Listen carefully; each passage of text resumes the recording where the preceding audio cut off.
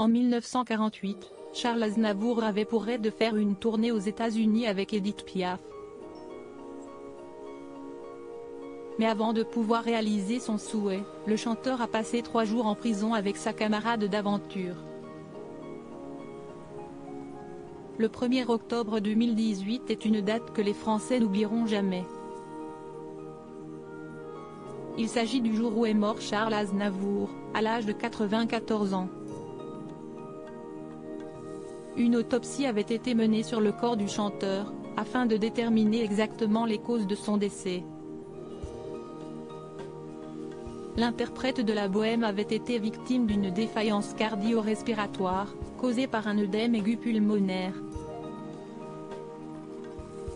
En 2020, 2 ans après la disparition de son père, Micha Aznavour lui rendait hommage dans France Dimanche. Chaque jour qui passe, mon père est dans toutes mes pensées et dans mon cœur, donc je ne me rends pas encore bien compte de son absence. Ça faisait 15 ans que je m'angoissais et me préparais à son départ, donc j'ai eu le temps de mener un travail sur moi, expliquait Micha Aznavour. En revanche, sa maman Oula Torcel a eu beaucoup de mal à se faire à l'idée de la disparition du chanteur. Après 54 ans de vie commune avec mon père, c'est très dur pour elle. Il lui manque énormément. Mais c'est une femme forte, et avec mon frère Nicolas et ma sœur Katia, on l'entoure beaucoup. Comme elle vit à Genève, je passe tous les jours 1 heure ou 2 avec elle, déclarait le frère de Nicolas, Katia, Seda et Patrick.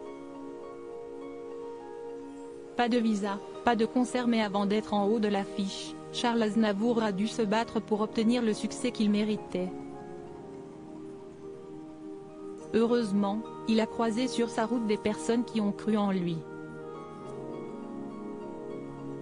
À commencer par le pianiste Pierre Roche avec lequel il s'est lié d'amitié.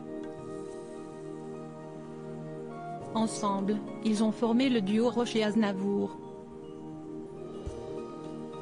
Mais Charles Aznavour a également rencontré Francis Blanche, qui a permis au duo de participer à une émission pour la RTF. Un épisode déterminant, qui a conduit le chanteur à rencontrer Édith Piaf. Cette dernière l'a pris sous son aile et l'a convaincu de l'accompagner avec Pierre Roche dans une tournée en France et aux États-Unis, entre 1947 et 1948.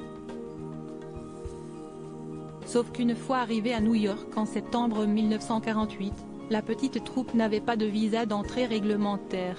Ni une, ni deux, le service de l'immigration a retenu Édith Piaf, Charles Aznavour et Pierre Roche à la prison d'Ellis Island pendant 3 jours. Finalement, ils ont réussi à être relâchés grâce à une caution payée par la chanteuse. La vie de bohème pouvait commencer.